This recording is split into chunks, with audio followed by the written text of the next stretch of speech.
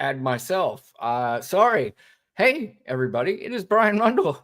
Black and White with Brian Rundle and Lana Quest. It's just Brian Rundle tonight. I'm going to take the reins and discuss what happened on Tuesday. It was quite a night and definitely a lot of emotions going on and a lot of confusion and, certainly a lot of things to say about it. I think everybody's initial feeling, if you were a Kamala Harris voter, was to just give up and just to get out of the fight and just say, you know what, I'm done.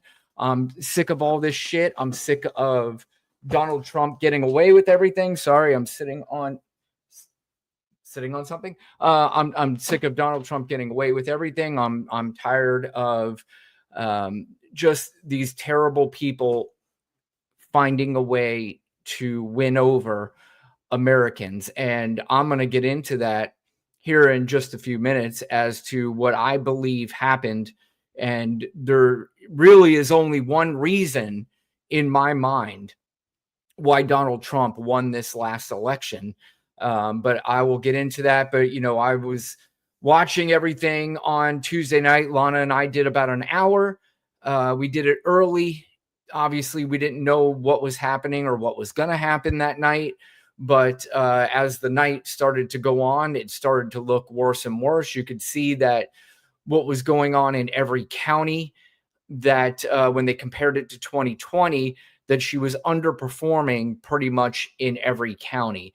And I went to bed at around 12:30 a.m., pretty much knowing what I was going to wake up to. I had almost no doubt about it that Donald Trump was going to win, even when none of the three blue wall states, the so-called blue wall states, Pennsylvania, Michigan, and Wisconsin, none of them had been called at the time, and they were close. But the thought process was a few things. One, they were all close, and for her to pull out all three was going to be a difficult task. Even though before I go to bed, they give you some hope by saying we still have the Philadelphia votes, we still have the Detroit votes, we still have the Madison vote. I mean, the big city votes that generally lean Democrat. So you kind of have hope going to bed, but it was pretty much the same feeling I had going to bed when the night Hillary lost. I didn't see that live when that was announced, but going to bed, I knew it. I just knew that she was done and that she wasn't going to win and that I was going to wake up to a Donald Trump victory. And that's what happened on Wednesday morning. The first text I saw was from my dad, actually. And it was like unfucking real. And I knew exactly what that meant. So, what do we do? How do you handle it? I know a lot of people are not handling it very well. They're looking at this election as maybe one of the darkest times in modern American history, which it certainly has the potential to be. And I'm pretty sure there's a lot of people who do not understand exactly what the ramifications of this election can be. I think people are so simplified in the way they look at politics and do not look at the big picture. Hell, they don't even look at the small picture.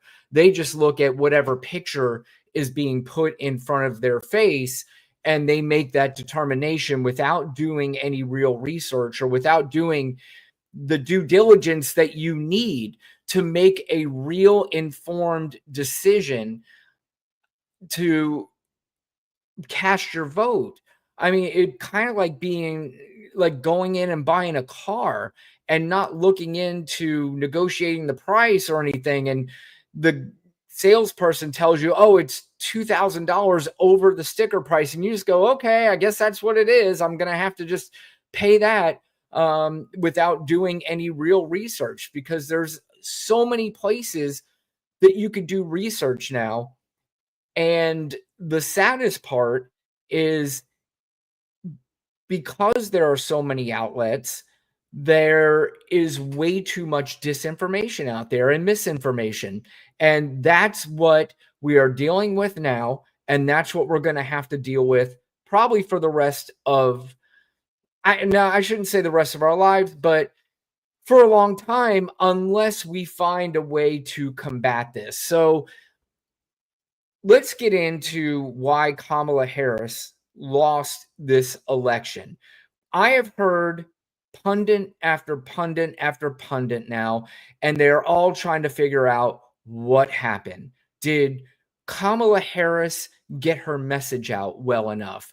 Did Kamala Harris focus too much on transgender policies, which I'm going to get to in a minute, because she didn't focus on that at all? Did she focus too much on defund the police? Again, something she did not focus on at all. Defund the police never came out of her mouth one time during this election. Did Joe Biden wait too long to drop out? Is it Joe Biden's fault? So we're trying to figure out every single reason why Kamala Harris lost this race. But really, there's one reason and one reason only. And some people might think, oh, here he goes. He's going to say racism and misogyny. And yeah, I would have said that if it wasn't for a much bigger factor, because we already knew misogyny and racism was going to play a role in this election. But we saw with Barack Obama that we can overcome at least the racism part enough in a way to where we can elect a black man to be president. But the misogyny part is really, really heavy in this one. And we knew that because we saw it with Hillary Clinton. So it's not the misogyny and the racism, although that certainly played a role. I'm talking about the number one reason why Kamala Harris lost this election. It is clear in my head. I am 100% convinced about this. It had nothing to do with her policies. Her policies were 1,000 times better than Donald Trump's, even if she only had one policy, because Donald Trump had zero. Donald Trump ran one of the worst campaigns in the history of campaigning. Kamala Harris ran one of the best campaigns I have ever seen, and she did it in 100 days, a little over 100 days. This woman put together one of the best campaigns I have ever seen. But you know what the problem is in this day and age? That does not matter. Campaigns don't matter. The policies do not matter. We probably should have figured that out with Hillary Clinton a long time ago, because she was policying people to death, and people were like, you don't sound like a professional wrestler. The other guy does. He's way more entertaining. So you can keep talking about these great policies that are going to help us all, but this guy's talking about locking you up, and it's so funny. So I've got to vote for this. So with Kamala, she wasn't all policy, though. She was fun. She was exciting. She was down to earth, and she related with a lot of people. But the problem is she couldn't relate enough. And the reason why she couldn't relate enough, going back, this is the number one reason why Kamala Harris lost this election, and maybe the only reason why she lost this election. And again, if you're just joining, beyond the racism and misogyny, we already knew that was coming into play, right? We already knew that that was part of this election. We just needed to overcome it. But we couldn't overcome it because of this particular reason. The right-wing propaganda media that I have been talking about and screaming about for years and years and years is extremely powerful. I didn't even realize how powerful it was until this election ended. I heard about Kamala Harris going on Joe Rogan, and Donald Trump. He's going on all these manosphere sort of podcasters, and he's going from this podcaster, this podcaster, and this podcaster, and reached out to very low information young males that possibly no, not possibly. They definitely played a difference in this election. And the problem with this is now we have, and this is what we're going to have to contend with for a long time. We're going to have to contend with the fact that people now get their news from sources like TikTok that is flooded with right-wing propaganda. They get their news from podcasters that have these long-form sort of podcasts, 3 hours, and they have a lot of right-wing talking points on these podcasts, and none of them are pushed back on. They're all just, they shake their head and go, yep, I saw clips of Donald Trump with Joe Rogan, and Donald Trump is lying and talking some of the dumbest, craziest shit throughout that entire interview. And all Joe Rogan did was go, interesting, yeah, interesting. No, it's not fucking interesting. It's a fucking lie. You are lying to a lot of people who are very susceptible to your lies. They want to take these lies in. They want to believe them because they are, as Joe Rogan says, interesting. Very interesting. And it wasn't interesting. It was fucking bullshit. And these stupid idiots that sit there all day long, and it's not just Joe Rogan, because if you listen or if you talk to anybody that voted for Donald Trump, they use these talking points that are drilled into their heads for hours after hours after hours a day. And these listeners don't listen to these shows for 30 minutes and then tune out. They listen to all 3 hours. And then what do? They hop on to the next one. Then they hop on to the next one. And they sit all night and probably stay up later than they should, going down the rabbit hole on YouTube, watching clips of these right-wing propagandists and podcasters. That's exactly what happens. And you know what? People were like, how do you know that? You're just making that, you're just assuming, you're just if somebody honestly answered and I asked them the question, where do you get your news? When you give me the fact that you just gave me, that FEMA is only giving $750 to the people in need and then just got the fuck out of there, where did you get that news from? Where? I want to know exactly where you got that from. Did you get it from Donald Trump?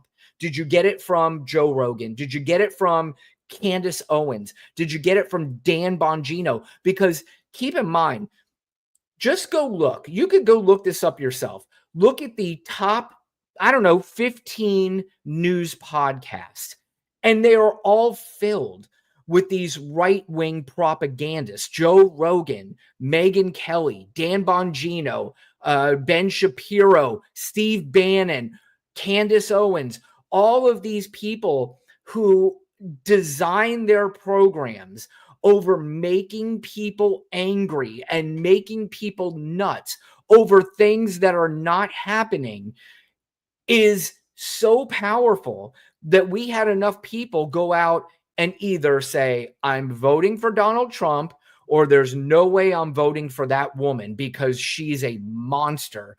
And quite frankly, I don't want all my money going to transgender surgeries to people in prisons, which 100% is not anything Kamala Harris ran on. And you know what? Here's the thing. You talk to the MAGA people, and they laugh at me when I say that. I say, tell me where you show me one time where Kamala Harris is on record saying, folks, I know we're hurting. I know there is some issues with prices. However, the transgender community is in trouble. And that is a focus that I really have to make sure that we handle. Are you with me? Show me one time Kamala Harris said anything about transgender. I was just listening before I came on here. It just drives me insane. This Danny Deutsch guy talking about the liberals need to move away from woke politics. Defund the police is one thing that he brought up. Defund the police. Defund the police has not been mentioned in like 6 years. That was like 6 years ago. And let's also straighten out what defund the police meant. That's the other thing that nobody is pushing back on. Nobody. Defund the police, which I'll admit, what a stupid terminology for something that you want to try to improve on. It was really, really dumb. So if you want to ask me about whether or not that terminology was stupid, you got me 100%. I am on board with you. It was really dumb to use the words defund the police, especially during a time where the right-wing propaganda media had already pumped up that you are against police officers, which again, Democrats never have been against police officers. The only difference is that when you had rogue police officers that would get out of line and they would unnecessarily shoot a black male for no reason, that Democrats would step up and say, hey, that's not right. That's the difference between loving the police and not loving the police, as they want to make it look like Democrats did not do. Had nothing to do with whether or not they liked the police or didn't like the police. They didn't like rogue policemen that did things that were really illegal. You should not be shooting an unarmed person.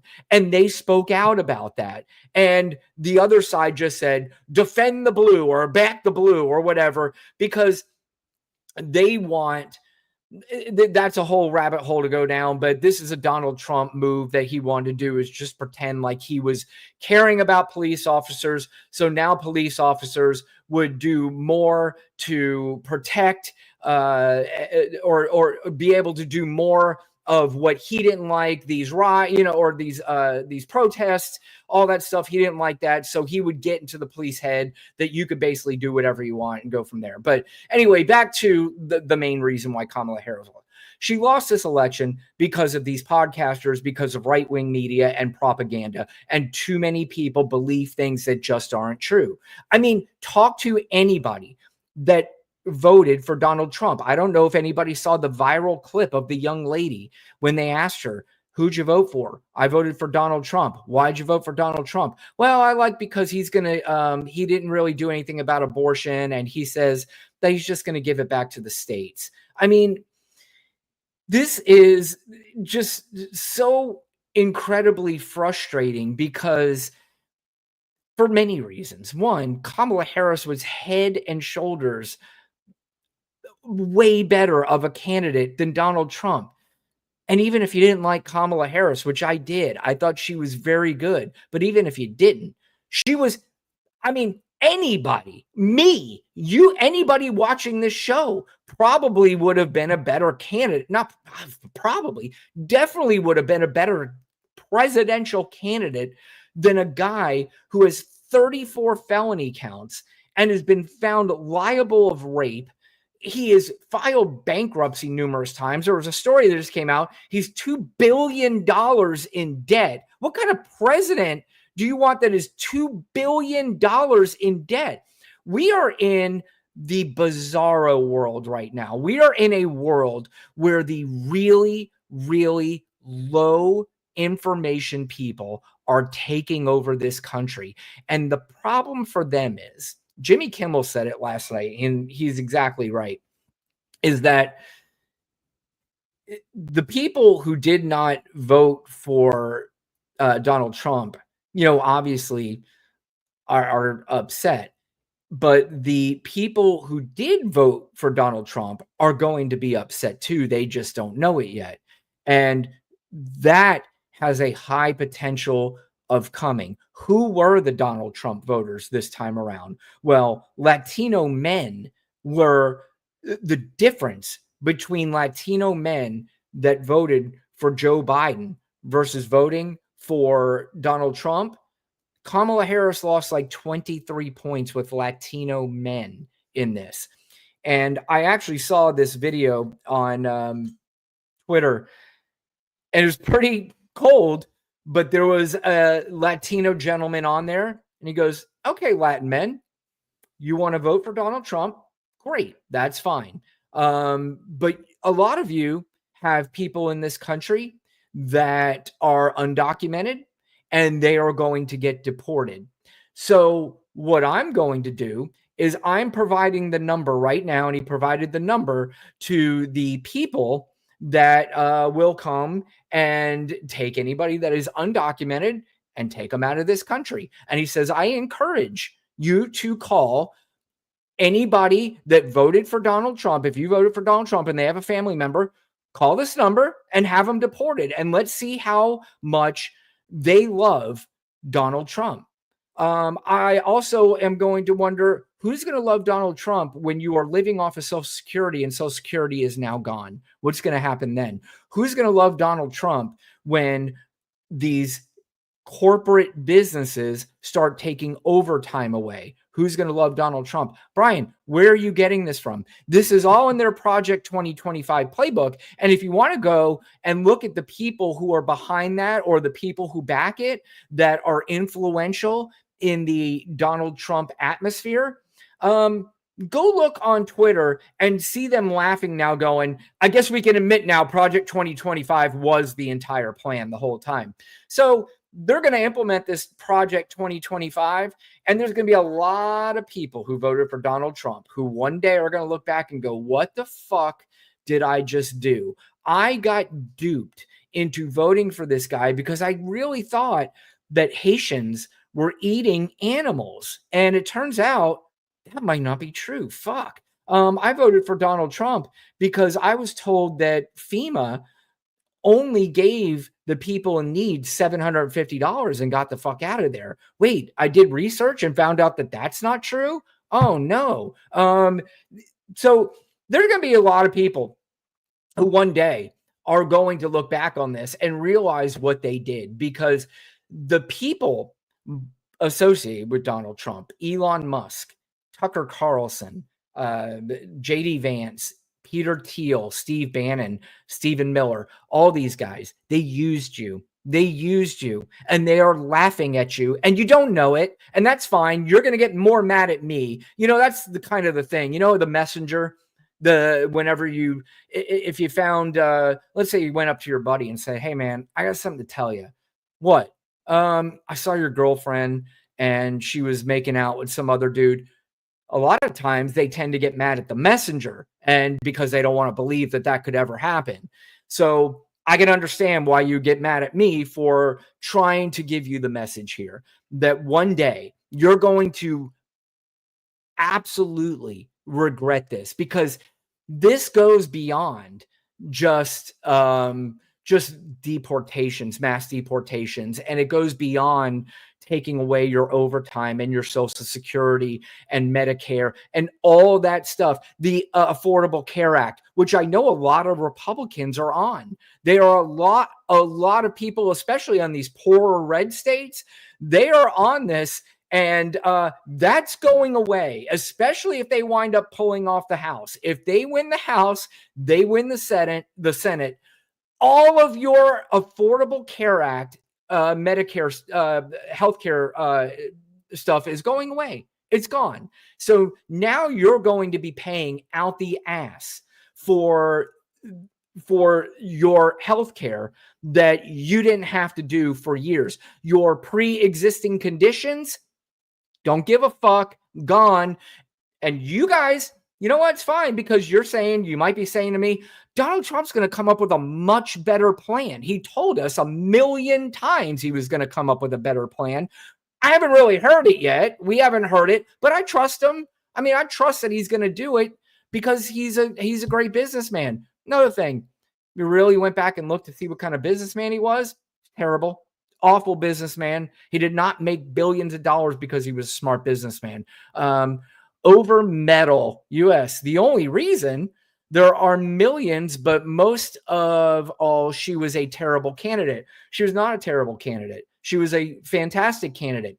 And this is the problem, is that she's a terrible candidate to Over Metal, because Over Metal sits there all fucking day. I'll guarantee it. I will guarantee you that Over Metal, I'm going to name 6 people, and I guarantee you he watches at least 5. Joe Rogan, Steve Bannon, Alex Jones, Ben Shapiro, Dan Bongino, and Tucker Carlson. Over metal.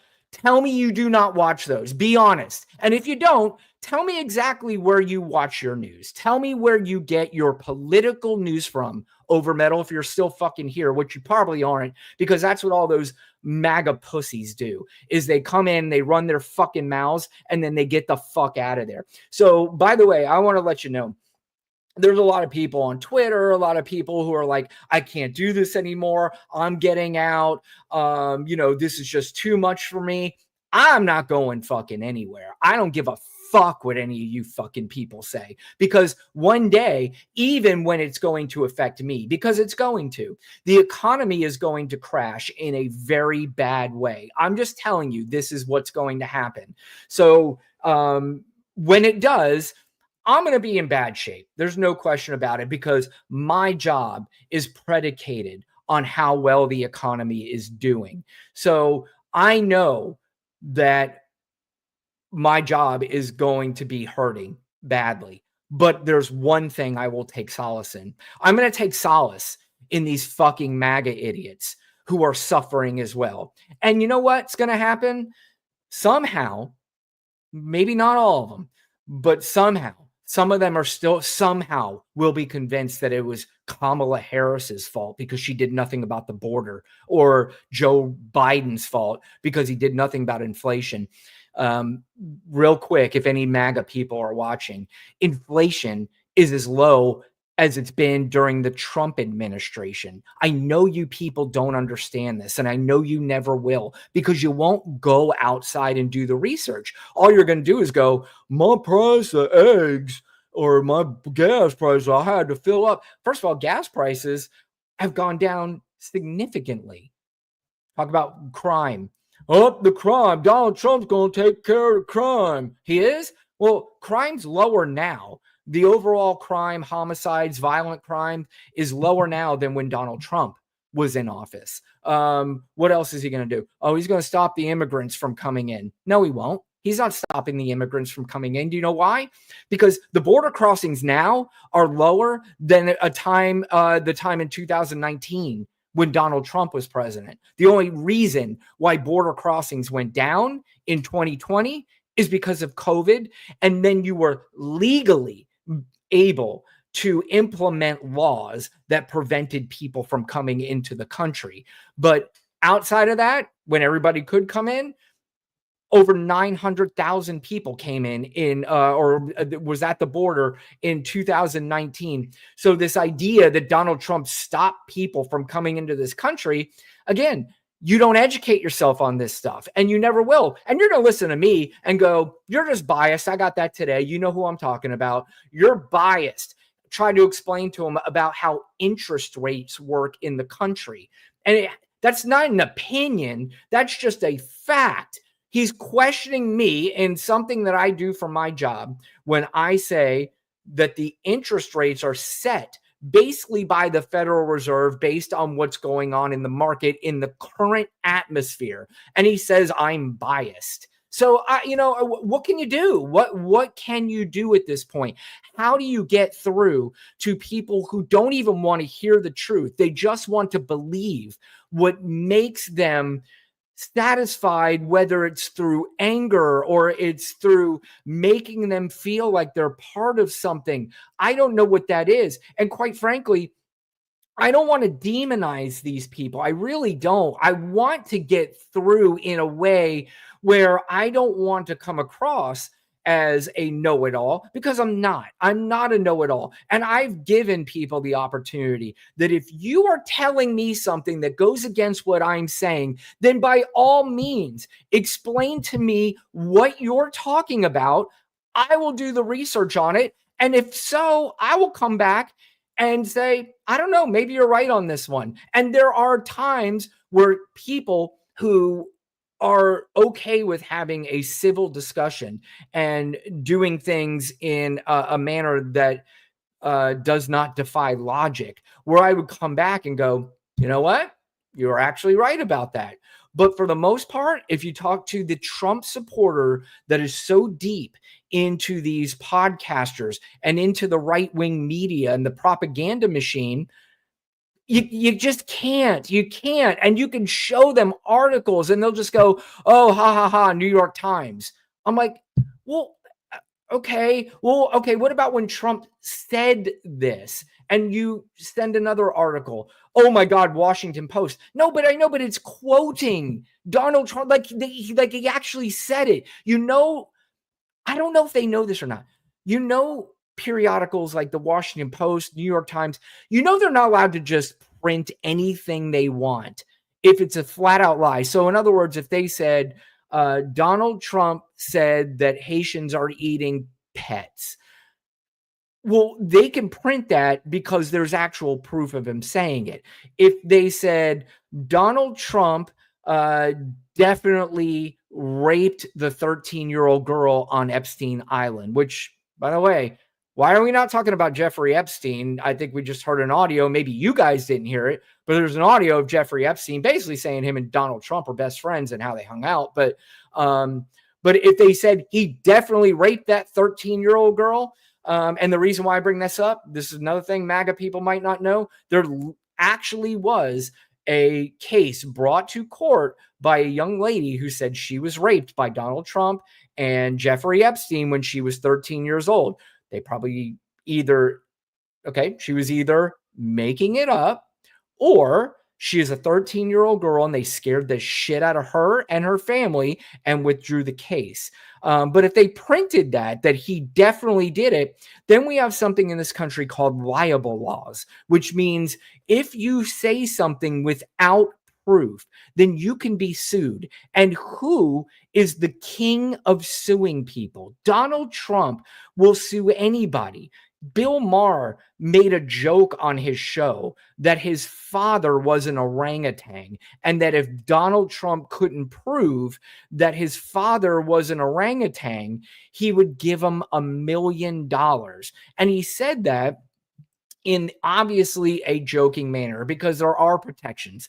There are protections when I think the language in the law is that if the statement made is not reasonable. So you can add up that if it's on a comedy show and people are laughing, that's a joke. But if it's in a newspaper like the New York Times or the Washington Post, that's not a joke. That's serious. And the courts can determine whether or not that is liable or not liable. And my guess is that it's pretty clear that would be liable in the Washington Post or the New York Times. But when Bill Maher says that your father's an orangutan, and if you can't prove that your father wasn't an orangutan by this date, then I will give you $1 million.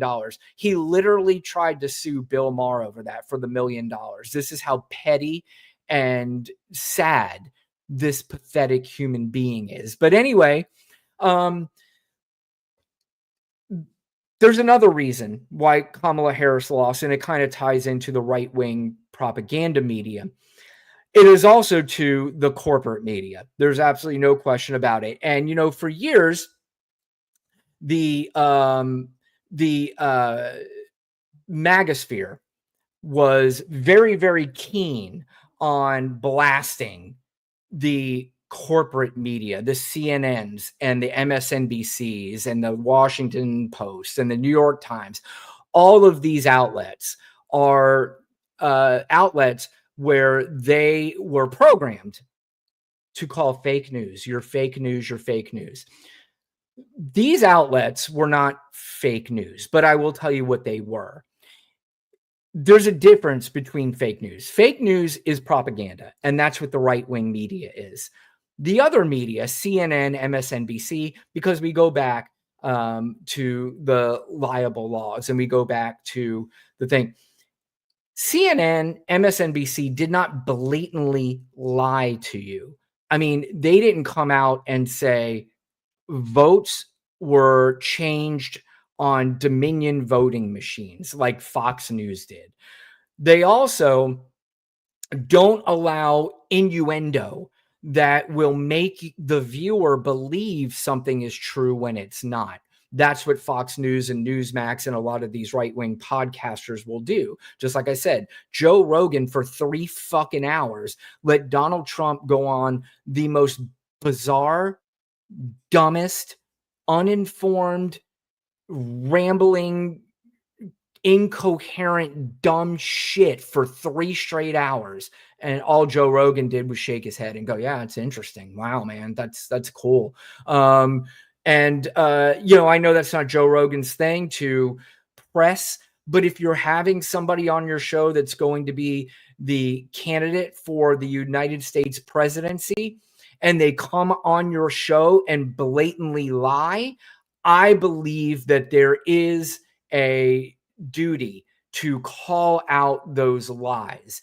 Now, if you want to go on a show and you want to have sort of the softball interview, which Donald Trump did basically his entire career, he very rarely went on shows that were the opposite. You wouldn't see him on Rachel Maddow like Kamala Harris went on Bret Baier. You would never see that.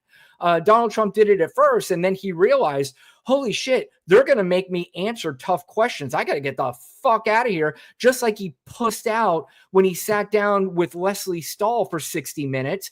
She asked him just a couple of basic questions. And he's like, you're being very mean to me. And then got up and stormed out like a big fucking pussy. But you know what? These MAGA dudes think he's the alpha male, which, by the way, if you use the term alpha male, that might be the lowest form of trying to feel like a tough guy that you could possibly do. The alpha male is something that is made up. There's no such thing as alpha male. I mean, and by the way, if you're a man and you're calling another man an alpha, I don't know. That's pretty weak to me. I don't get that. So if you're a male and you're watching this and you call another man an alpha, explain to me maybe what I'm missing, because I don't know. I've told you, willing to change my tune if you can explain to me why you would call another man an alpha male, or why you would cheer in the crowd or vote for a man who stands up and says, women, I will protect you. Where are you? He's protecting your woman. So are you not an alpha male? He's the alpha male and so that's the whole alpha male thing. I don't understand, because I don't understand the chain of command with alpha males. But maybe you guys out there who use that term can explain it to me, and I'm happy to listen. But anyway, like I said, going back, the corporate media failed this country in a very, very, very bad way. And here's the good news. The only good news is that corporate media and cable media is dying. CNN, MSNBC, all the Fox News, Newsmax, it's all going to be dead soon. And I look very much forward to the day, because I stopped watching cable news, I would say a minimum probably 6-7 years ago, maybe the 1 year into the Donald Trump term is when I stopped watching cable news, because it's garbage. Cable news, and this is what I was going to talk about, the difference between the right-wing propaganda and the corporate media. The biggest difference is propaganda news is in it for a couple things. They're in it, obviously, for the money. The second thing, they have an agenda. The agenda is built around whoever the right-wing politician is, whatever the right-wing political landscape is, and what their agenda is what they want to spotlight constantly. And they are fully on board to making sure that everything the right does nothing wrong, and everything the left does everything wrong, including things that just aren't true, like their entire agenda being around transgender people.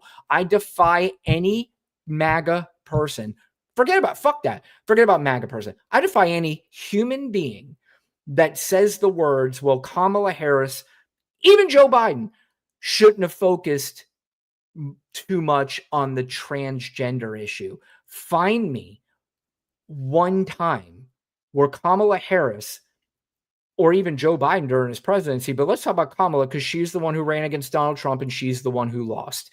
During her run as president, now it was only 100 days, but during her run as president, I'm not even sure she said the word transgender once. She also didn't say defund the police one time. Oh, by the way, I want to go back real quick. I'm sorry, guys, because I am all over the place. And I'm probably going to be all over the place tonight. So I'll probably lose my train of thought on some things. But I want to go back to the defund the police real quick. Defund the police didn't even mean what it said. It was the dumbest thing that you could come up with, the term defund the police. But didn't even mean what it said. Basically, what defund the police meant was, and first of all, this was going to help a lot of police officers, and a lot of police officers probably would have been happy with the plan that was going to happen based on a lot of the things that the police officers were saying. This is not my thing. This is not my job. Basically, what defund the police was is to allocate some of the money that went to some of the police programs and reallocate it to take away some things that police officers are not necessarily qualified or trained to do. So in other words, if a police officer had to go to a domestic dispute call, that police officer, it's not his job to make amends with the two people fighting or to figure out or what to do. So part of defund the police was to send along and use money to send along somebody that might be more qualified in that to diffuse the situation. So that's just one example, but that's exactly what that was. It wasn't take money away from the police so they had less outlets, or they had less money to do things or to get rid of police officers. That's not what that was. But again, that just irritates me. But going back, the corporate media, they're in it not for an agenda. Don't get me wrong. Will they say bad things about Donald Trump? 100%. They absolutely will. But the problem with corporate media is they want clicks and they want money. And if they are too one-sided, they know that the one-sided thing does not really work as much with the left as it does with the right. It just doesn't. So how do I get more viewers? I have to satisfy both audiences. And how do I do that? Well, I do that a few ways. One is I call out anything that's on the left that we don't like, which they should. You absolutely should. That's what the media is there for. The media, when the media was designed and journalism was designed, it was supposed to be a guardrail and a check on your politicians. That's exactly what it was. And then in the media, we had something called the Fairness Doctrine. And the Fairness Doctrine basically said, if we reported one thing on the right, we have to counter something on the left and vice versa. And that's what made our media and our news trustworthy. If you remember, if you're old enough to remember, or you're at least in tune enough to have heard of the older journalists like Walter Cronkite, who was called the most trusted man in journalism. And why? Because he didn't have a side. He reported the news straight to you and let you decide based on what exactly he's telling you. But it was actual news and it was the truth. So when you can decide between the truth and what you hear is lies. So when you hear the truth, it's easier to make your decision. But when you hear truth on one side and you hear lies on the other side, and the lying side is entertaining, sounds better, it really resonates with something that you have in you, and sometimes it might be anger, sometimes it might be racism, sometimes it might be misogyny. I don't know what it is. But when that happens, it's easier to believe that. And it's easier now to fall for things that just aren't true. And that's exactly what happened in this election. So going back to corporate media, they would do this both sides thing with Donald Trump. And that's where I personally have a problem. And some people might scoff at this, but it's okay. If you do, it's fine. But this is my main problem with the corporate media. There is no both sidesing Kamala Harris and Donald Trump. They're not the same people. There's no both sidesing Donald Trump and Joe Biden, Donald Trump and fucking even George H.W. Bush. There's no both sides. Donald Trump is a 34 count felon. He is found liable for rape. Now, people, again, I've had this conversation. They go, yeah, okay. It was liberal New York with a liberal DA and a liberal jury. So that's the easy out, right? Is that if they just say all this things, then they absolutely can believe that this is one big setup, that all 34 counts were wrong, and this was only done because it was by a liberal DA, it had liberal judge, they say, it had a... If you... It's difficult, very, very difficult to get people to believe the truth nowadays. They just want to believe what they want to believe. These court cases throughout the entire country, court cases happen around the entire country. And when you pick a jury, it all works the exact same.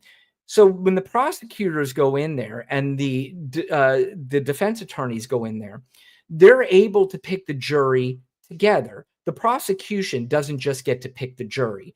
The defense attorneys get to pick the jury as well. And they get to weed out people that they think would not be good, and they get to pick people that they would.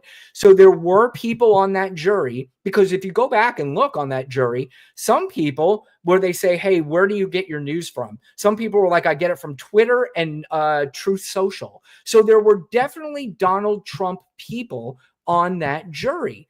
But here's the thing about juries, and this is anytime, I've never been on a jury, but everybody I've talked to that has been on a jury say the same thing.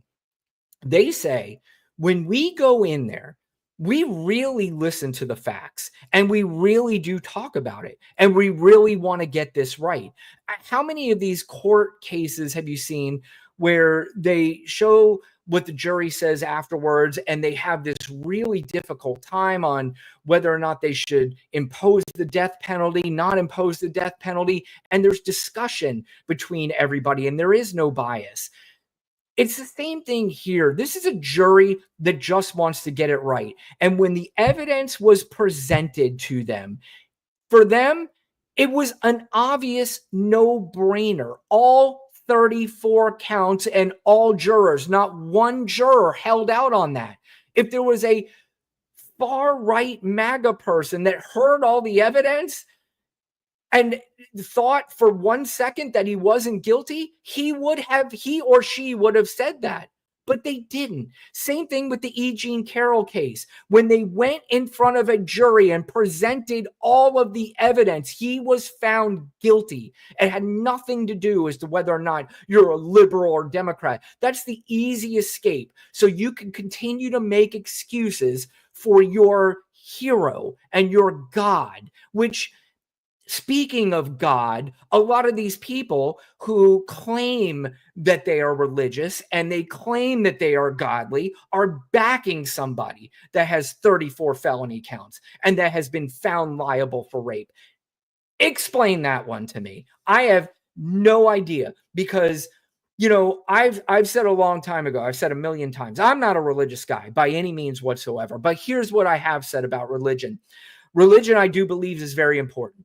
I believe it's important in this country. I believe it's important in the world if it is used for the reasons why religion should be and was always intended to be used for. So if you believe in a higher power and you believe that somebody or something, some deity, whatever it is, can make you feel better during hard times, can make you get through a close family member that's dying, or help you get through a very tough time in life, To me, that's powerful stuff. And that's very important. And, there are parts of me that, even though I'm not a religious person, I'm spiritual, and spiritual things help me get through that. So I understand the religious part. And I believe there is a lot of beauty that comes from religion. I believe there's a lot of communal things, and I've seen religious people, and sometimes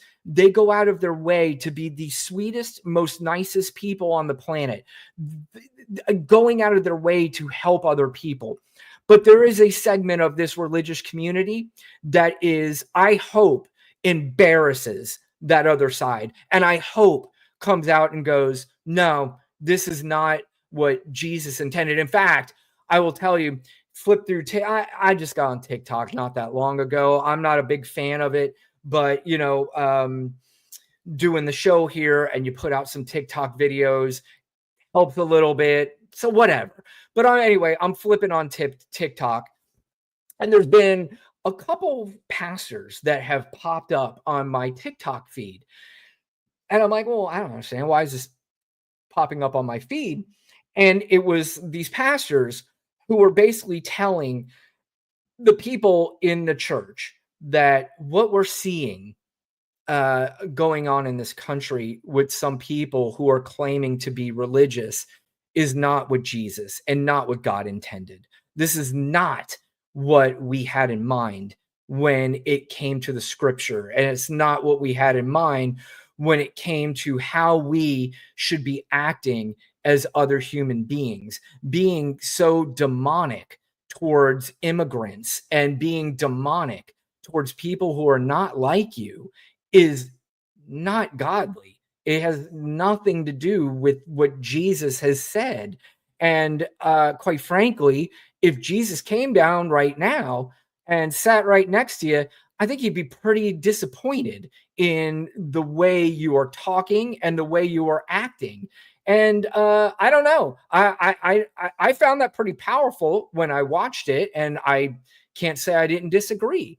So, I don't know what's going on, but here's a few other things that I will say based on Donald Trump's victory. I have spent a long time following politics way before Donald Trump even got involved in this. I mean, and quite frankly, I've been studying Donald Trump way before he got into this. I've read about him. I know about this dude. I don't know him personally. I'm not trying to tell you I know. I'm telling you, I know a lot of facts about this guy that has been coming out in books and documentaries. And again, Donald Trump, if these facts were not true, he would have sued. You cannot write a full book about Donald Trump that is disparaging to him or his character without the receipts. And these people know it. The books that I'm reading are by journalists who won Nobel Prizes based on their reporting on Donald Trump. So again, you can use the deflection about who did it, or they're probably liberals who are making it up. Again, you're not allowed to make this stuff up. But going back, I've been following politics for a very, very long time. And I promise you, I don't know everything. I really don't. And I like to learn from people who know a lot of things about things. I've had conversations with people where my mind could be open to things, and I can understand where people are coming from. My mind could even be changed. And, that's a good thing. And I hope sometimes I change some people's minds when I talk to them. I'll go on the show, I'll be animated, and I'll be pissed off towards the MAGA and Trump voters that I don't know. And especially when I get comments on the comment section, I get it all the time. But I've been following this a long time, and it's frustrating to me to listen to people talk about this now and what's going on now, because listening to it really gives me, first of all, a sense of sadness, because people are so far off on what they're talking about, and they have no idea what they're talking about, that it concerns me that this is the kind of voting block that we are going to have for quite some time, unless the Democrats can find a way to do a Joe Rogan type podcast. Now they have the top podcast, believe it or not, the number one news podcast is The Daily, and that is the New York Times podcast. It's a 30-minute podcast, but that's not a left-wing podcast. That is a news podcast that just basically reports what happened the day before that they can report on, whether it's the Ukraine war, whether it's the elections, whether it's what's going to happen in the House. They'll do a little 30-minute thing. The only other real liberal podcast that I saw that was in maybe the top 10 was Pod Save America. But they need to find a way to combat this. Now, here's the biggest. Oh, Jon Stewart, his is in there as well. The biggest problem is that the Jon Stewarts of the world and the Pod Save Americas of the world, they don't have interest in blatantly lying so they can get people to believe whatever it is they want them to believe. They just don't have that in them, because getting people to believe what they want to believe, it's got to be more than just words. It's got to be words that resonate based on something. And you've got to figure out the different somethings in order to resonate. And unfortunately, and I know this sounds mean, but it's just true. And there's too many people who can be easily manipulated into things because they just are a little less in tune with what's happening in politics. I think a lot of people want to be part of the conversation and they don't want to be left out of it. But my sister, I love her dearly. I was talking to her tonight and I loved actually what she said, believe it or not, even though it kind of irritates me.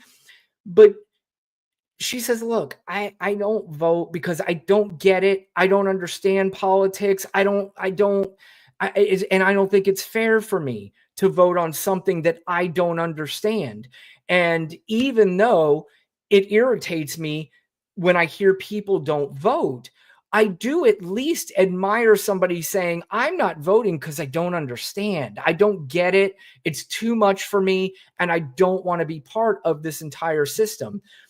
And I do believe it is important that people get involved and do understand the system, because Kamala Harris doesn't lose. She wins in a landslide if you truly understand and you understood what exactly you were voting for.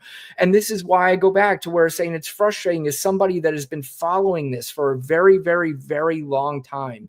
And just to hear people now getting involved in the conversation that is telling me that I had somebody in my comment section today, and I'm sure he's going to watch this, but he was telling me that FEMA only gave $750. I brought this up a few times already today. You could see it's something that just irritates me. You know, when I hear that FEMA only gave $750 to hurricane victims and then just got the fuck out of there.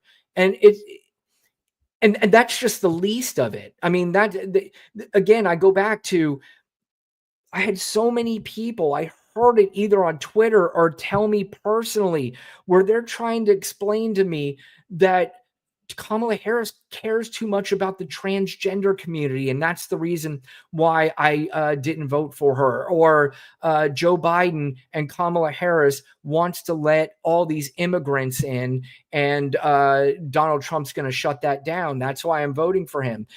This is all just not true. It's just not true. And I don't know, how to approach it anymore, to be honest with you. I don't know what to say. I try to be nice, especially if I'm talking to somebody one-on-one. I try to be cordial. It's difficult more times to do it when I get comments in the comments section, because the comments that come at me are not, they're always cursing and they're always name calling, and it's it's nonsense. It is complete nonsense. But and for me, I just kind of have that attitude. Like, if you're going to give me nonsense, I'm going to give you nonsense back. And I don't know, maybe I shouldn't approach it that way. Who knows? I will say there are a couple times people have come in my comments and they've come at me hard. And by the end of it, we're talking cordially. So that has happened. And and when I'm saying this to people, I'm not saying it because I want to be right and because I want you to feel wrong or stupid. I'm saying this because this is important stuff. And at some point, this all is going to affect you. It's going to, and you don't know it. You just don't. Like I said earlier, if you are Latino, there is 100% no question about it. Some Latino people are going to be affected by them. They voted for Donald Trump, and they will be affected because family members of theirs have been booted out of this country. And they're going to be whining and crying about it and wondering, wow, what the fuck did I do? I said this earlier too. When your overtime is taken away, what are you going to do? And are you going to convince yourself that that was Joe Biden or Kamala Harris's fault? Who knows? I don't know. And that's the other thing that scares me at this point, because here's what's going to happen.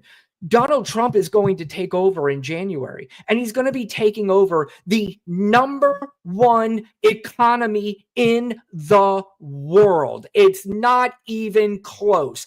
Our economy is on fire by almost every single economic measure that you can talk about. But nobody believes that because they have ingrained in their heads that the price of my eggs are higher now than they were in 2019. Now, part of that might be true, but that has nothing to do with Joe Biden. Nothing. Absolutely nothing to do with Joe Biden or Kamala Harris. And you try to explain why it has nothing to do with Kamala Harris or Joe Biden, and all you get is you're biased. No, can I show you at least? Can we sit down and I can show you? And then you could try to show them, even if they said yes, they'd go, oh, well, they're biased. Okay, who's not biased? Then I'll tell you what, you take the wheel on this one. You pull up now anything, any article, any expert, anything that you want to that shows me that Joe Biden and Kamala Harris are responsible for high gas prices, which, by the way, gas prices are down, and the price of eggs and milk. Show me. Who's Wolf? Wolf says wait, Wolf, do you mind if I put on my glasses? I have a feeling you're trolling me, but maybe you're not. All right. She laughs mostly because she had no viable plan to tell the voters. Okay, here we go. Tell the voters she never answered any questions, and that's why she didn't get my vote. First of all, Wolf, you had absolutely zero plans on voting for Kamala Harris. Don't bullshit me, please, Wolf. I'm begging you, because I've already heard this bullshit time and time and time again.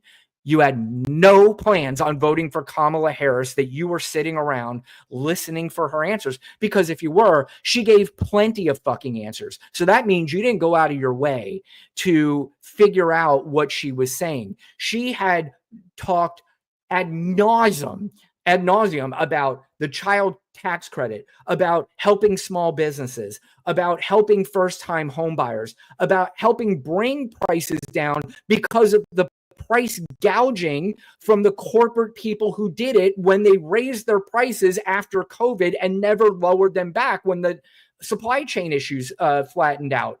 She has talked more about policy. So, Wolf, let me ask you, and I hope you're still here. Please don't go away. You stay right here. Do not move. I'm going to read your next comment. She lost because she had no plan to tell the voters. She was wishy-washy. She flip-flop on a lot of different things. Okay, great. Wolf, please, I hope you're still here. Tell me the policies and tell me the answers Donald Trump gave you that made you say, I'm changing my vote from Kamala Harris. Or maybe you weren't ever voting for her, but you did say that she didn't get your vote because she didn't answer your questions. Tell me what Donald Trump had promised you during his campaign that made you say, you know what? This is the guy for me. I mean, Hannibal Lecter and sharks and boats and windmills, that kind of stuff. And I'll tell you, when he started talking about Hannibal Lecter, he almost had me, I got to admit, because that's powerful stuff. The American people need to know where Hannibal Lecter stands on things. So, no, she didn't. And I'm not trolling you. I voted for here's the guy who says he voted for Obama. Okay, maybe he did. 2 times when he ran. I also voted for Mrs. Clinton. Okay, so what made you switch your vote? What exactly was it that Obama did not do for you that Trump did for you and made you switch your vote? Can you, maybe you're typing, or I know there's a little bit of a delay, so I'll give you a minute to figure that out. Look, enlighten me. Let me know what Donald Trump did to get your vote. And in fact, he was president for 4 years. So during those 4 years, what exactly did he do in those 4 years where you said, oh, I got to have this again? Tell me exactly what he did. Are you still there, Wolf? Just say yes or no, because I want to move on. I don't want to waste my time if you're not willing to answer the questions, because I get this all the time too. I'll get this and we'll start engaging in a conversation. I'll ask them questions and they will go, I'm out. I'm not doing this anymore because you're biased or you're whatever. I don't get it. So, and I'm asking, and I know I'm coming across aggressively, and maybe that is off-putting, and I get it. I completely get it. And I will try my, okay, here. Wolf, buddy, if you're still there, and I apologize if I came across too animated and too angry, because I will admit I am very angry right now in what's going on in this country. So it's not you, Wolf. It's not. It's me. So you had suggested to me that Kamala Harris didn't answer any questions and that's why she did not get your vote. Could you tell me what Donald Trump did in the 4 years that he was president, where you were like, yeah, that was a really, really good thing, and where you said, I've got to have that again? One thing I can guess that you might bring up is the economy, which, well, let me see if you're going to answer. It's been a while, so maybe Wolf checked out. And maybe it was because of me. I'll admit that I came across maybe a little too aggressive, and that scared Wolf right out of the chat room. But anyway, let's get back to business if Wolf is gone. Anybody else, if you're in the chat room, I promise you I'm going to be a little bit more cordial in my questions. But I would like answers if you don't mind. But anyway, I want to kind of go back and sum up what I've been talking about. 2 reasons for the most part. So you're not getting my text or messages. Do I know you, Wolf? Are you somebody I know? Because during the show, I don't really have my phone on me, because I think that that's probably not the best thing to do, because I don't want to be distracted as I'm talking to everybody. But and by the way, if anybody's watching on any other outlet other than YouTube and you're sending comments, I don't get the comments unless you're on YouTube. So if you're sending comments and you're on any other outlet, I don't get any comments. So I hope you don't think I'm ignoring you.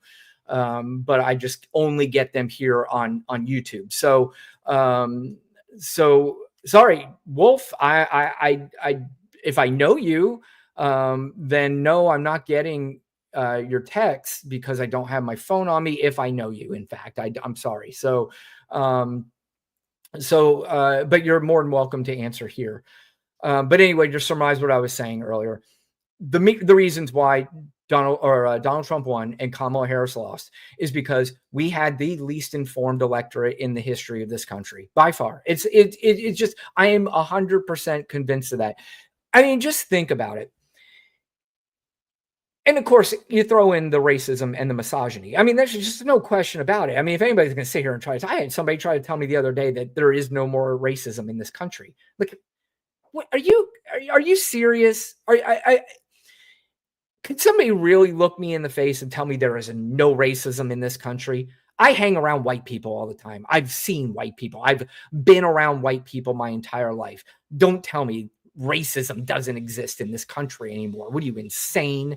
But really, I think even more so than the racism, it was the misogyny. It was no question about it that because this was a woman, that she lost this election. I mean, just look at the statistics. Joe Biden had 80 million votes. And don't even think I'm going to argue with you as to whether or not Joe Biden really had 80 million votes. If you think I'm going to waste my fucking time for 1 second as to whether or not Joe Biden actually had 80 million votes, you are out of your mind. So don't waste your time if you think you're going to ask me that or bring it up. But anyway, he had 80 million votes, and Kamala Harris had 15 million less. How? Why is that possible? If she was a man, she would have beat the fuck out of Donald Trump. There's absolutely no question in my mind. That's a big part of it. So her not being a man, and then when you add that into the manosphere of these voters who listen to these podcasts that get these younger dudes angry and to believe that they're not getting women to go out with them anymore because they're not submissive enough or they're too independent or whatever the case is. You listen to a fucking Jordan Peterson who's a goddamn nut. He will program people into thinking that women should be answering to you at all times. He may not say that directly, but that's really his shtick. And then you have all these other dudes like a Tim Pool and all these other guys that people listen to, and it gets into their insecurities. And when you get into, especially a man's insecurity, if you could find a way to satisfy that insecurity, then that man will run with it all fucking day. He absolutely will. If you blast into his insecurity, he's going to get angry and he's going to hate you. So if you're a dude and you think that every girl should be fawning over you and they're not, that angers their insecurity. So now they get resentful towards women. And who better than to listen to these guys on podcasts that say, you know what? Women are just way too free now. I'm paraphrasing, by the way, so don't hit me with that's not what they say or whatever. I'm paraphrasing, but you get the point. This is what they're saying. They're getting into these men's heads that women aren't dating you because it's their problem, not yours. And it helps their insecurities. I'll admit, when I was a younger dude, I swear I thought every woman should have been in love with me, and it would drive me nuts. Now, I didn't go nuts. That's the good news. I knew how to control myself like a normal human being, but there were parts of me like, I just don't understand it. How could she like that dude and not like me? It makes no sense. And then, of course, you start to grow up and you start to mature and you realize everybody doesn't love everybody. That's all there is to it. You could be the coolest, the best looking. It doesn't matter. Everybody's just not for everybody. And you have to earn your way into that woman's life. And you got to earn your trust. And you got to earn, how many stories have you heard where originally the woman wanted nothing to do with the guy, and then the guy kept working and said, hey, I'm not going to be an asshole. I'm going to keep pressing this because I know I'm a good person. And I know that if she really sees this, she might open up her eyes and say, hey, yeah. And you know what? Happens numerous times. And guess what? You see some beautiful couples that way. Let's get back to Wolf. Wolf has blown up here. The person the Democratic Party should have ran was Miss Obama. She wouldn't have won either. She would have won this thing in a landslide. No, I'm texting your messaging you, though, this chat, and you're not getting my message. Sorry, Wolf. I'm not really sure what you meant there. And I guess my chat messages are coming through your YouTube channel. Okay. Then I apologize, Wolf. I don't know. I'm not really sure if you're, if you're doing it on the comment section during the YouTube show, then it should pop up. Anywhere else, I honestly, I don't know. I don't know. But back to Michelle Obama. I thought that too, Wolf. I'll be honest with you. I thought that was if Michelle Obama ran, that she would have won in a landslide. Now I'm not so sure. I mean, I hear Joe Rogan, and he even does a little joke about her having a penis in his hilarious stand-up that he had on Netflix, which bombed, by the way. But I don't know. I have to question that only because of, I just don't know if this country is ready to vote for a woman. I work with a young lady today, and she told me that her ex-husband literally said to her, "I can't believe you're voting for a woman." That's how a lot of dudes think, because again, they're very insecure. So it goes back to the insecurity. If you're too insecure, because here's the deal, these insecure dudes might eventually get together with some woman, and one of two things is going to happen. One, he thinks he's going to be domineering, and he might be able to get away with it for a little while. But you know what's going to happen one day? Her friends or she is going to wake up, and she's going to go, yeah, dude, get the fuck away from me. And then that dude's not going to be able to handle it. Same thing. But the opposite side too is these guys who just want a woman in their life, they'll take anybody. And then that woman's going to run over him, and then his insecurities are going to be bad. So this is what it all comes down to. It comes down to the severe insecurity of these young men who need outlets like the Joe Rogans and the Tucker Carlsons and these guys who rile men up, and it's riling men up so much that, I go back to when we talked about the religious people and voting for Donald Trump. If you haven't seen it, I'll tell you what's been going on. And it's something you may want to be careful with if you have a daughter in your life. Again, if you're a man and you have a daughter, you have a wife, you have a girlfriend, you got any woman in your life, really, to be honest with you, but especially if you have a daughter and you voted for Donald Trump, there's a lot of things that I would like to say about that, a lot. But I will just sum it up with how could you look your daughter in the eyes and tell her that you voted a guy who is found liable for sexual assault, and that him and his buddies want to take away your health care, your medical emergencies, your rights as a woman to do what you want to with your own body.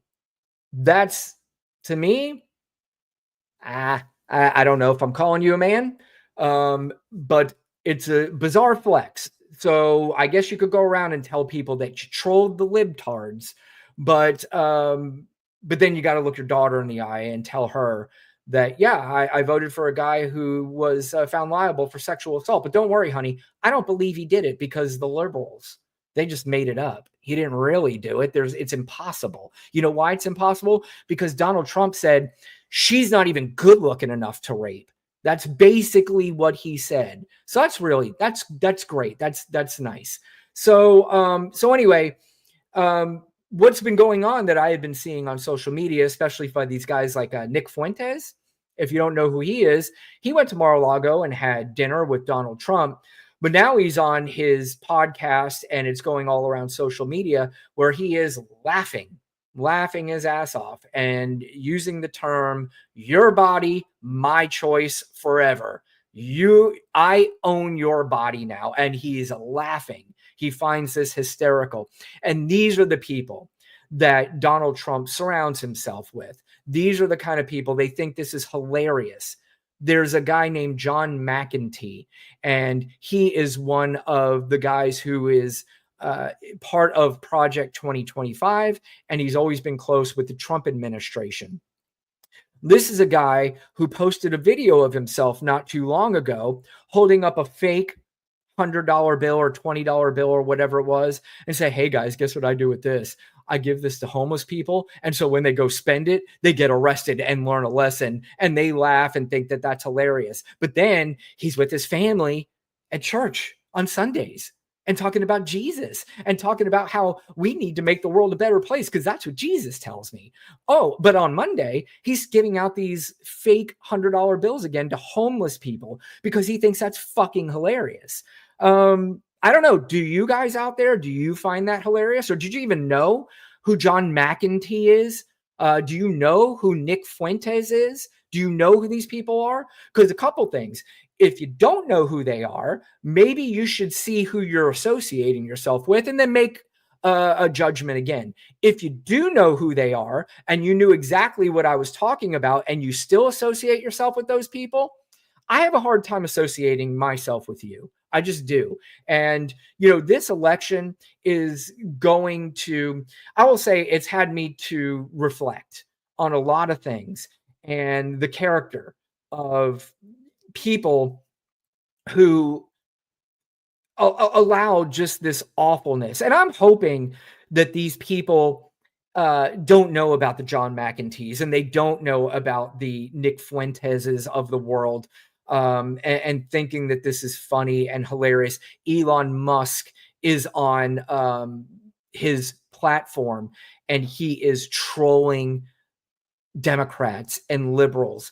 I mean, this is what we've come to nowadays. Now, you could say all day, for 4 years, we had to listen to you guys about Donald Trump.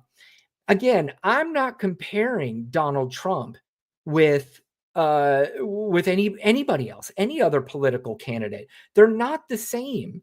And we could sit down and we could go over the numerous reasons as to why they're not the same. But you guys will just never see it.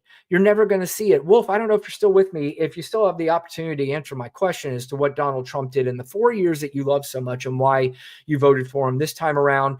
Obviously I heard why you didn't vote for Kamala Harris, and it was because she didn't answer questions, which I don't know. You could go back and watch a couple of my shows. I don't know if you're subscribed to the show, by the way. If you're not, please subscribe to the show right now. Just do it. Just hit the subscribe button and let it come up in your feed and just go through it. You don't even have to watch it. Just subscribe it. And then hit the like button if you can too, even if you don't like it. Hit the like button and just say, you know what? This poor bastard fucking just lost the election. He's sad. The people around him are sad. You know what? Let's throw him up. This will be a sign of unity if you just hit the like and subscribe button. So if you get the like and subscribe button as a show of faith, of unity and bringing the country together, I would certainly appreciate that. But anyway, if you did watch any of my previous shows, Wolf, we have numerous clips, because that's usually what I do. I play a lot of clips, but I have no clips tonight. We play numerous clips of what's going on in politics and what was going on through this election. And I've got a plethora of clips of Kamala Harris answering plenty of questions. And I also have plenty of clips of Donald Trump answering questions. And the difference between Trump and Kamala Harris answering questions is that I understood the English language that came out of Kamala Harris's mouth. And when she put those English words together in a structure, they made sense. But when Donald Trump did it, I had no earthly idea what he was talking about. So, and I have challenged people to please send me some clips of Donald Trump talking about policy where you said, just at least listen to this. And this is something that might resonate with you and you might enjoy this policy. I have had yet one person to simply send me one clip, and my email address is below in the info section below. So you can email me at any time. Just one clip, just one of Donald Trump making a coherent argument for any policy that he had for this upcoming election. And this is where it's frustrating for me as somebody that's been following politics for a very, very long time, that now we are in a time where people don't care about policy. It's not about policy anymore. It's about what makes me feel good. What makes me what makes me what satisfies whatever it is in me, to where I don't really have to care about what's going to happen in my life, just as long as these immigrants who are murdering and raping people left and right, which isn't happening. But in my mind, they are. So we got to get rid of them. And once we get rid of them, my life's going to be grand. Again, I will ask you, let's say you get rid of all the immigrants. All immigrants are gone, all undocumented. You know what? Let's fuck it. Let's call them illegal, because that's the term you like to use, illegal immigrants. I'm going to go on board with you and say they're here illegally. Let's call them illegal immigrants, because maybe I can resonate with you if I use your language. So the illegal immigrants that are here, and they are all removed now, what does that do for your life? And I know some people are going to say, well, it's going to reduce crime by a very, very, very, very, very, very small percentage. I don't know. Do people out there truly believe that immigrants are coming in here from jails and insane asylums and they're raping and killing? You want me to explain to you why I know that you don't know that? And hopefully this opens your eyes. I'm going to explain to you why. Can you name anybody in this country where an illegal immigrant has come in here and murdered somebody? Now, I can hear the magosphere going nuts right now. They are so happy I answered this question, because you know what? They can. They can name somebody. They can name Laken Riley. They will throw Laken Riley at me and go, boom, just answered your question. Now what, fuckface? Well, I'll tell you now what. The reason why you can name Laken Riley is because that's really one of the only ones you can name. Because if there's a whole bunch of them, it'd be difficult to name just the one part. But that's the one name that's been paraded out in front of you constantly. So that sticks in your head. But if it's happened so many different times, you wouldn't be able to remember any of their names. You just wouldn't. So does that make sense at all? Am I wrong in saying that? Because again, you've been duped into believing that immigrants, whether they are illegal or not, are destroying this country. Let me explain something to you.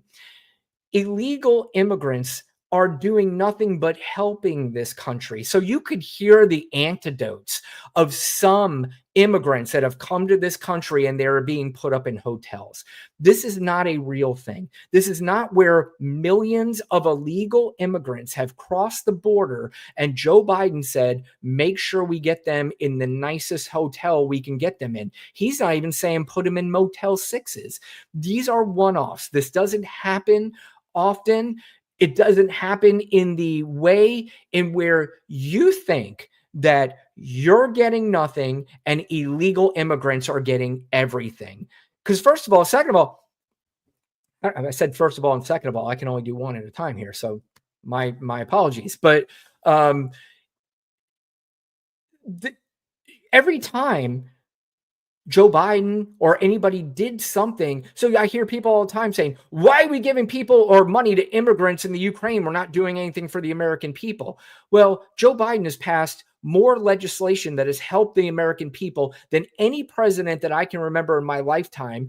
And yeah, it costs some money. And people are like, no, not that, because Joe Biden did it. And that's what we're talking about. I don't know. See, and it's so frustrating because some people say, well, we voted on the economy. The prices of eggs are too high. I want to because I think I do this every show, but I don't know how many people watch this over and over and over again. So if you're new to the show, this may help you. Right now, we're the number one economy in the world by far. Not even close. And the reason why we had high inflation, and the reason why we had high gas prices, and the reason why food prices went up and home prices went up and insurance went up. Different reasons for a lot of it, but the one main reason was COVID hit. So COVID hit during Donald Trump's presidency. During his presidency, the economy went into the tank of no fault of Donald Trump. I've said that a million times. Donald Trump is not the fault of the bad economy in 2020. Had COVID never hit, Donald Trump would not have suffered through the job losses, through the GDP growth that obviously went backwards and was in the negative. All the different economic numbers that you could come up with was not Donald Trump's fault. So shortly after Joe Biden takes over office, now this is where it gets irritating, because Joe Biden takes office and now all of a sudden, all the responsibilities on Joe Biden. Joe Biden is now at fault because inflation. Well, first of all, inflation started to go up under Donald Trump because of COVID. Now, COVID raged through this country. It didn't take months for COVID to go away. It took a good year at least for everything to start to get back to normal.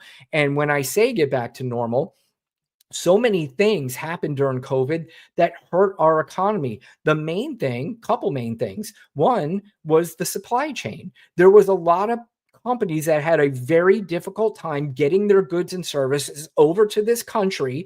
So they had to raise the prices of what they had in stock because they were going to be out of stock. And when you're out of stock, you got nothing to sell. And when you got nothing to sell, there is no profit. And then your business is going to go under. So the only way to combat that is we raise the prices to offset the losses that we're going to take from the amount of things that we're not able to sell. Are you with me? Does that make sense? And if it doesn't, please explain to me how I'm wrong, and I'll look at it. We'll look at it, but I want it just because some of this is just logistics, right? If you just kind of listen, you go, you know what? Okay, that makes sense.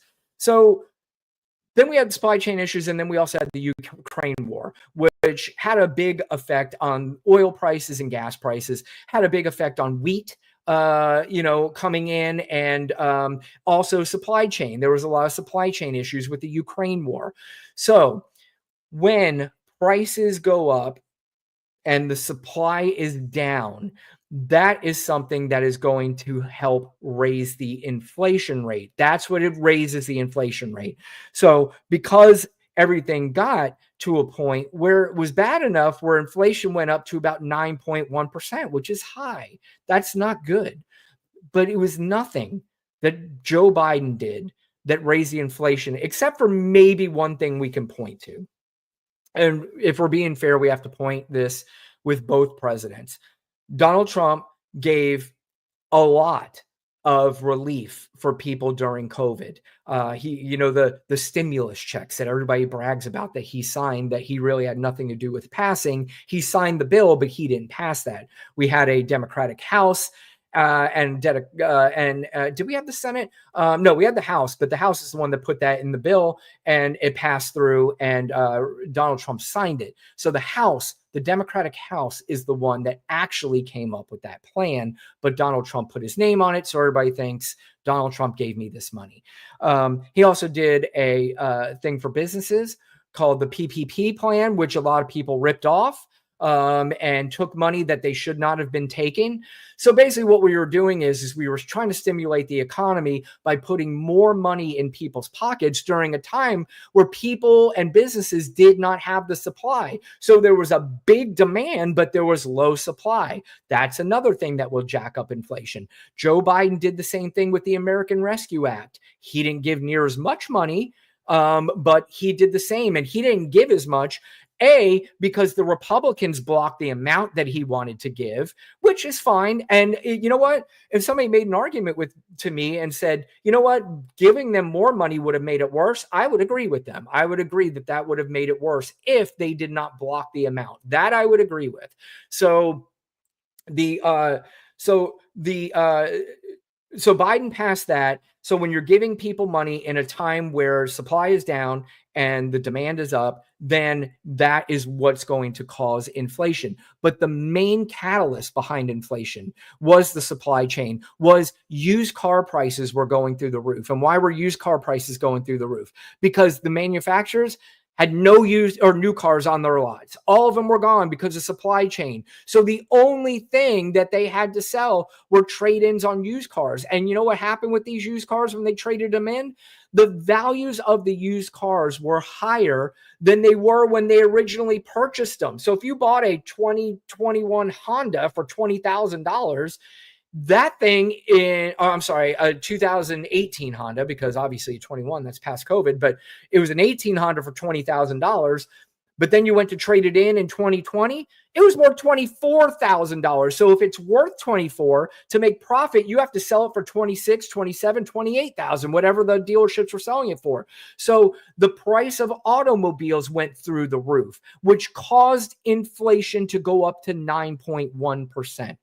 There was also something that happened in 2018 where Donald Trump made a deal with the Saudis to bring down the prices of oil because they couldn't sell any, because that's something I've said I was going to go back and look at this. And if anybody wants to look at Donald Trump's OPEC deal with the Saudis, and it went to a certain time, and when that ended, that's when gas prices went up, and it just happened to end. It was either at the end of 21 or the beginning of 22 under Joe Biden's administration.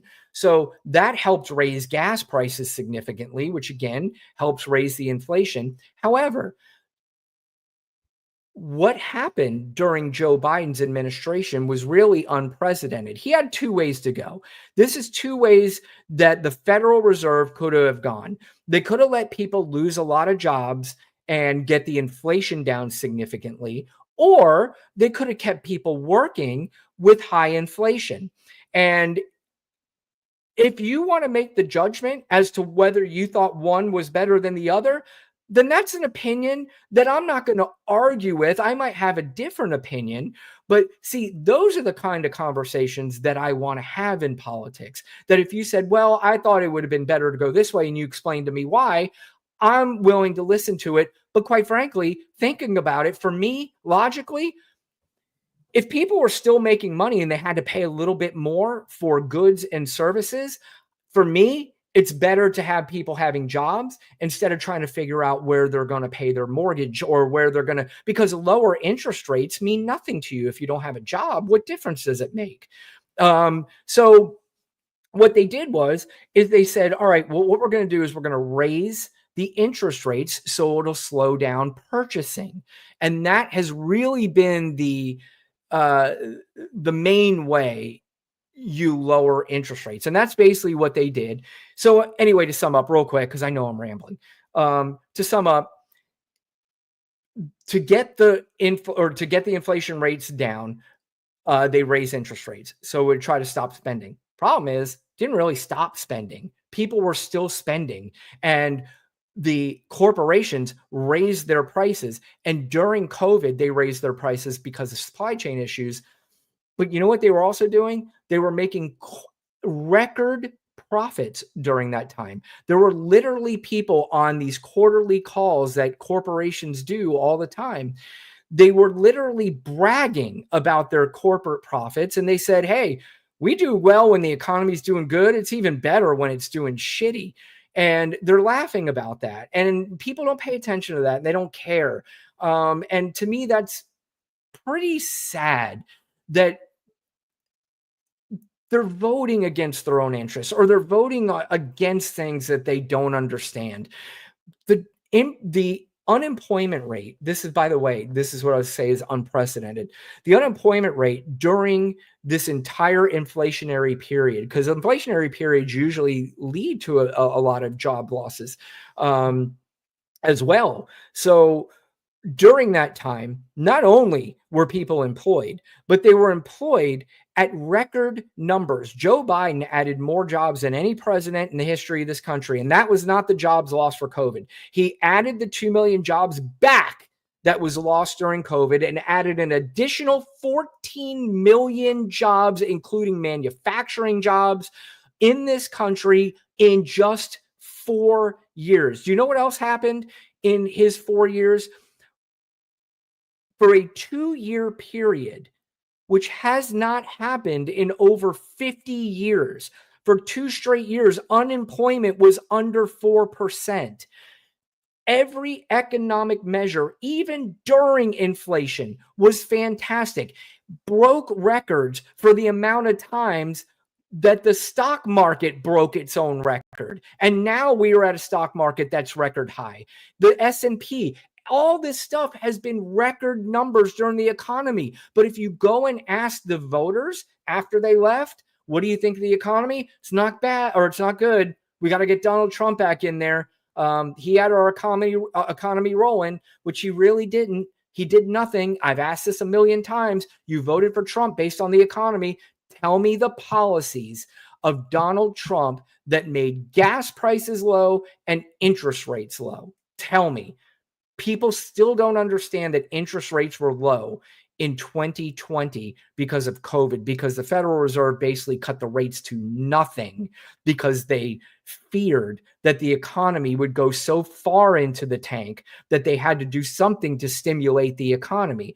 I think they overplayed their hand. They lowered the rates way too much because it exploded the housing market on purchases and refinances to a place where people were overselling their home and the value of the home for way more than it was worth, even though they were getting the lower interest rates. And now so many people are on these low interest rates that they're not selling their homes. So the inventory now is so low that we need people to build. And that's another thing that Kamala Harris wanted to do, was have 3 million homes built in her first term. This is another thing. So I just named like 5 things right off the bat that Kamala Harris said that she wanted to do. And I've yet to have Wolf or anybody else tell me one thing that Donald Trump said he was going to do for the American people. One. But you know what? Here's the problem. There's trouble ahead. Trust me when I tell you this. And I hope I'm wrong. And I hope that Wolf or anybody else comes back and goes, hey, where's that trouble, buddy, that you were talking about? Ha, ha, ha. You were like, listen, I really hope I'm wrong. I do. But people are going to be hurting during this administration. Elon Musk is really in control of this whole thing, if you don't know that. He is in control of what's going on in this country because he controls J.D. Vance, and they all control Donald Trump. Donald Trump is so easy to manipulate. All they do is call him sir all day, make him think he's king, and then behind his back, they are laughing at him. They're going, we're doing to him what Vladimir Putin did to him. And I know a lot of people are like, oh my God, okay, now this is sounding too far-fetched. Just do some research. Just type in Vladimir Putin and Donald Trump. Just type in Elon Musk and Vladimir Putin. Do me a favor, do that. Type in Vladimir Putin and Elon Musk in Google and see what the first thing comes up.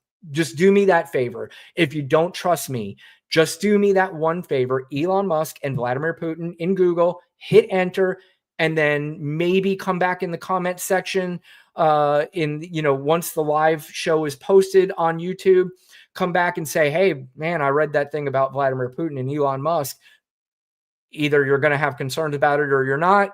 I have a lot of concerns that an oligarch and the richest man in the entire world, I don't want to give away the surprise. So you go look up Elon Musk and Vladimir Putin. But anyway, those are the people going to be running our government. It's not going to be Donald Trump. Donald Trump doesn't want anything to do with this. Donald Trump wanted to win this election for one reason and one reason only, so he can get out of going to jail. That's it. He wants nothing to do with this presidency. So what he's going to do is he's going to sit around. He's going to do whatever the fuck he wants. He's going to play golf every day while J.D. Vance and Elon Musk run this country. And if you think that the richest man in the world has your best interest, again, this is where I get really angry at the Trump voter, because this is going to affect me as well someday, and it's going to affect all of us. Elon Musk is on record saying, and keep in mind, I don't know if you guys know this or not, he's going to be part of this administration. Elon Musk is. There's no question about it. He's going to be part of this administration, and he's already on record. Again, Google this if you haven't heard it. He's already on record about cutting $2 trillion from the budget. And I know a lot of people out there are like, good, we're getting rid of this government spending and we're getting rid of. Don't listen to me. I say this a lot. Forget about me. I'm just repeating it. And you could go, that's just some dumb liberal on his stupid little YouTube podcast talking shit. So don't listen to me. But just ask or look up economic experts what they say cutting $2 trillion from the, not the debt and deficit. That's not what I'm talking about. From the budget is what he's talking about. Cutting $2 billion from the budget. And just look up what economic experts say. Hell, I got one even better for you. Look up what Elon Musk said about it when he was asked about that. He said that Americans are going to have to suffer temporary hardships, but that will lead to prosperity later on. So if you are somebody that believes the richest man in the world has your best interest, that he's looking out so he can make you more money. This is a guy who bought Twitter so he can lose 80% of its value so he can use this as a right-wing propaganda tool to make sure Donald Trump wins this election. And he is complicit in this as well. If you are not on Twitter, or you are on Twitter, and you're not telling me it's a cesspool filled with right-wing disinformation, then either you're not understanding what you're reading, or you're just denying facts, or you don't understand what you're reading. So, I again, I hope I'm wrong, but I have a bad feeling that, and you know what? I have no interest, none, in even telling these people I told you so. I don't even care. It's going to be part of me that might lay back. And while I'm suffering, the one thing I can take solace in is that these people did this to themselves. You did it to yourself. And I'm telling you, it's coming. The possibility that your Social Security could get cut, when somebody mentions that on a side, even as a possibility, for you to go, that really won't happen, instead of going, I'm not taking the chance on that at all, is a weird flex, man. I don't get it, but it's possible that that's coming. And if it is, what? Sorry, don't care. That's what you voted for. You know why? Because you couldn't vote for a woman. Because you couldn't vote because you think that this woman only cares about immigrants and transgender people and not you, even though she mentioned 500 fucking things about how she cared about the American people, how she mentioned 1,000,000 times how she doesn't want to be a president just for Democrats. She wants to be a president for all people, even if you don't agree with her. She was somebody that said, I will have people in the Republican Party in my cabinet because I do believe we should have a unifying administration where there are views from all sides. She's even mature enough to say, I don't know everything, but I'm going to surround myself with people who do, as opposed to the guy that you voted for, who says he knows everything about every subject, that he has the balls to say he knows more about military than the generals themselves. How you are somebody that says, I back the military, and you listen to a guy who says, I know more than the generals do, when this guy literally did everything he could to have daddy get him out of going to Vietnam, and he faked an injury so he didn't have to go, but he knows more than the generals. And you guys say that you're pro military people. Look, I know this might be angering people when I say this, and but I think the anger is coming from that you don't have an answer, and if you do, and some people have, and there's as incoherent as Donald Trump's speeches. But if you have an answer that makes sense about how this man who says, I know more about military and wars and everything than generals do. I know more about the economy than anybody else in the world. I know more about, I could go on the entire list of everything that he says he knows more about than the experts do. And he's proven time and time again that he knows nothing. But if he's able to continue to go on these bro podcasts, and the bro podcaster is just going to sit there and shake their head all day and go, interesting, interesting. Yes. Yes, sir. Then we're going to have a country full of people who are very uninformed. And that's going to make for a country that is going to decline right before all of our eyes. And, you know, I hope it doesn't happen, but I think the handwriting's on the wall on this one, guys. So, and I'm not saying it to scare you, and I'm not even really saying it to piss you off, because it's not my MO. I don't, like, people have always said to me, you just hate Donald Trump with a passion that you're just going to say something against him about everything. And first of all, I don't hate anybody. But I dislike Donald Trump with a passion. But I don't dislike Donald Trump with a passion because he sends out mean tweets. I don't dislike Donald Trump with a passion because he trolls liberals when he talks up on a stage. I dislike this man very much because he's hateful, he is evil, and he has no plan for this country, only to enrich himself and enrich his own friends. And I have seen no other proof otherwise. And, sadly, we have 70 million Americans who have bought in. And it's frustrating. I'll admit, very frustrating. It's frustrating to know that I've got people in my life that voted for this, and it's difficult, I think, to, I don't know. Let's just say it's difficult. So, but at the end of the day, as I said earlier, this guy's going nowhere. I don't even care if nobody watches this, if few people watch it. I feel good about my position, and I feel good about the research and the facts that I talk about when I talk to other people about politics. I feel good about exactly what I'm talking about. And I don't do it because I am a know-it-all or I think I'm smarter than you. It has nothing to do with that. I've said this before on this show. In some respects, I am more knowledgeable than other people in other subjects, just like there are people who are more knowledgeable about me in other subjects. I tend to, when they are more knowledgeable about something, I tend to ask more questions rather than impose myself or impart anything that I disagree with, unless it is something that I am positive about. But if I'm not positive about it, I'm not just going to spew anything just because I want to. I get this accused. I'm a Celtics fan. I'm a diehard Celtics fan.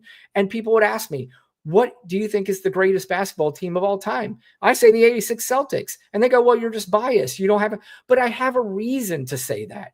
But if somebody were to say to me, well, I believe it was the Bulls team that only lost, I don't really go, you're an idiot. That's stupid. They have a good point. That's a pretty fucking good team. So I don't know. And that's, I think, where I get frustrated, because there's no counter to a lot of what I'm saying to people that makes sense. That is something that we can sit down together and we can research together, where I would go, holy shit, that I never seen this before. But generally, I don't even get questions. I just get generalizations like she doesn't answer questions, which just clearly is not true. I can play clip after clip after clip after questions that she answered, and people have been programmed to just say this. Look at the comment section in my thing. Do you know how many people have said she doesn't answer questions? Do you think Wolf is the only person that has said that? No, he is one of thousands of people have said that. And I am convinced they say that because that's the line that has been used in right-wing propaganda over and over and over and over and over and over and over and over and over again, that she doesn't answer questions. But you bring up the questions that she answered, and they're like, no, she still didn't. She lost my vote. You weren't voting for her anyway. But Sorry. All right. I'm gonna wrap up this show. Jesus Christ, I went almost 2 hours. What is wrong with me? Look, here's the thing.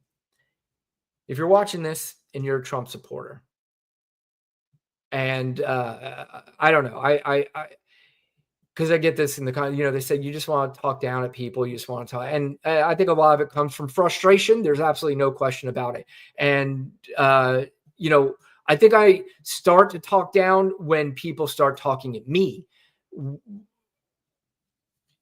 it's nonsensical stuff. And I'm happy to always have conversations about politics, and I know sometimes it may be difficult in a chat session, and it may be more difficult in a comment section in on YouTube or whatever it is. But the comment sections are pretty clear because they're just they just yell at me and call me names.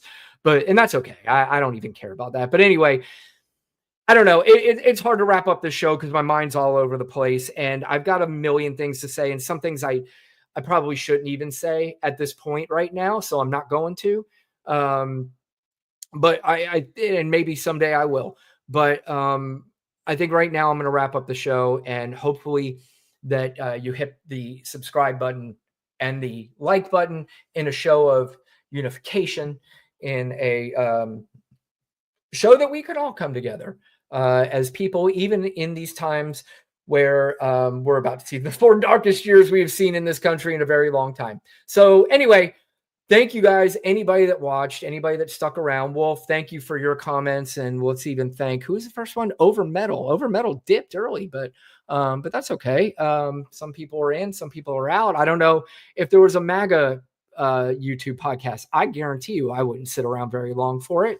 But who knows? But anyway, thank you guys. Anyway, thank you everybody for watching. And Lana and I should be back. I think Lana will be on with me on Tuesday night. I'm pretty sure.